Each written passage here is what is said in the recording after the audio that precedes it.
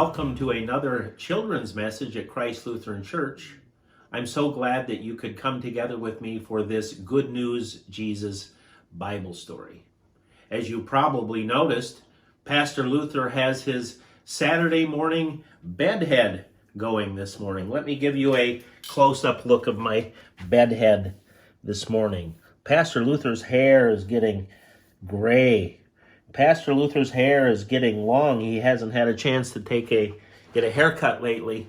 I want to tell you one other thing about Pastor Luther's hair. Pastor Luther has 4 brothers, and Pastor Luther is the only brother in my family who has any hair left. In fact, Pastor Luther even has more hair on his head than his 30-year-old son. The reason I want to visit with you today about hair is that Jesus tells a Bible story about hair.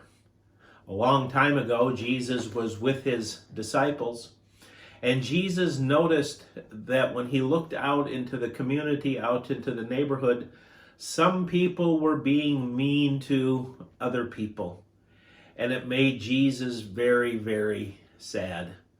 And so Jesus decided to do something about it. Jesus doesn't like bullies and people. Jesus doesn't like people who use power to be mean to other people. Jesus wants us to use power to be nice to people.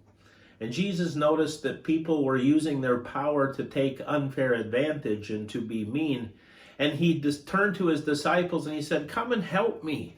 Come and help me explain to people to use their power to serve each other, to love each other, not to be mean to each other and to take advantage of each other." But the disciples were afraid. They knew that if they got involved in other people's business, they knew that if they stood up to the bullies out in the world, that they might get in trouble too. And so Jesus turned to his disciples and he said, "Don't be afraid. God counts even the hairs on your head."